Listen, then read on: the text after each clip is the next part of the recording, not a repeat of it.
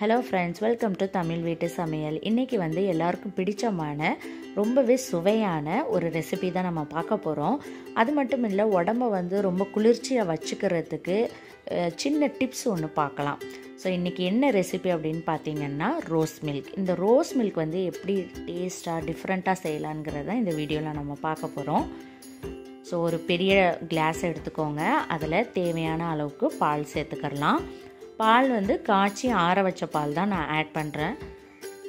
நல்லா சில்லுன்னு ஃப்ரிட்ஜில் ஒரு 2 hours எடுத்துகிட்டு அதுக்கப்புறம் கூட நீங்கள் வந்து இந்த மாதிரி ரோஸ் மில்க் செய்ய ஸ்டார்ட் பண்ணலாம். ஸோ பால் சேர்த்தாச்சு. இப்போ இதில் வந்து இனிப்புக்காக நான் ஜீனி ஆட் பண்ணுறேன். ஜீனி வந்து உங்களுக்கு சேர்க்க பிடிக்கலை அப்படின்னா நன்னாரி சிரப்பு இருக்குது பாருங்கள், அது கூட வந்து உங்கள் இனிப்புக்கு தகுந்த மாதிரி சேர்த்துக்கிறலாம்.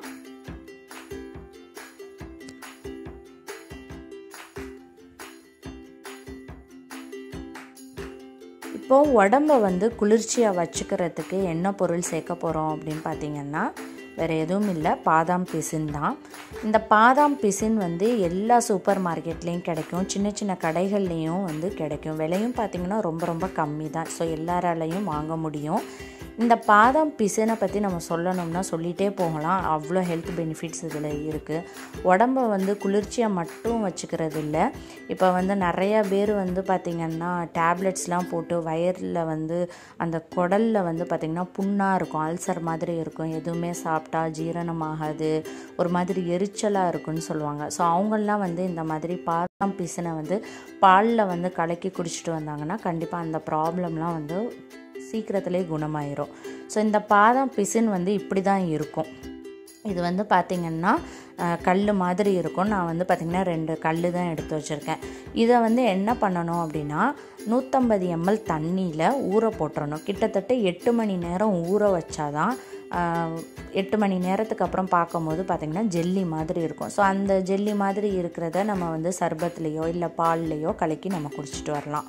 ஸோ கண்டிப்பாக இதை வந்து நீங்கள் ட்ரை பண்ணி பாருங்கள். இதில் வந்து அவ்வளோ டேஸ்ட்டு இருக்காது. பட் இதை நம்ம பாலில் வந்து கலக்கி நம்ம குடிச்சிட்டு வந்தோம்னா உடம்புக்கு நல்லது, குடிக்கும் போது கொஞ்சம் நல்லாவும் இருக்கும். அதனால் கண்டிப்பாக ட்ரை பண்ணி பாருங்கள். ஸோ இந்த பாதாம் பிசினை நான் 2 டேபிள் ஸ்பூன் அளவுக்கு சேர்த்துருக்கேன்.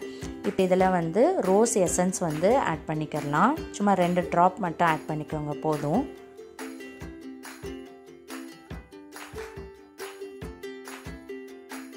இப்போ இது எல்லாத்தையும் நல்லா நம்ம மிக்ஸ் பண்ணி விட்டுக்கிறலாம். ஜீனிலாம் சேர்த்துருக்கிறதுனால அதெல்லாம் நல்லா கரையிற அளவுக்கு நல்லா மிக்ஸ் பண்ணிக்கோங்க.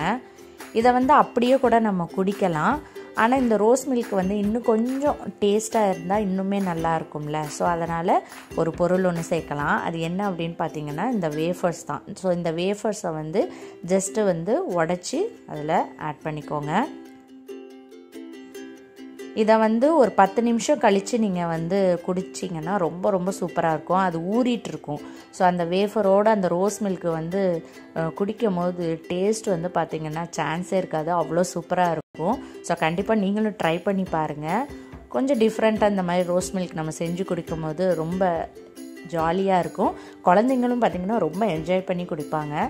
ஸோ இந்த மாதிரி டிஃப்ரெண்ட்டாக கண்டிப்பாக செஞ்சு பாருங்கள். செஞ்சு பார்த்துட்டு எப்படி இருந்துச்சுன்னு மறக்காமல் ஃபீட்பேக் சொல்லுங்கள்.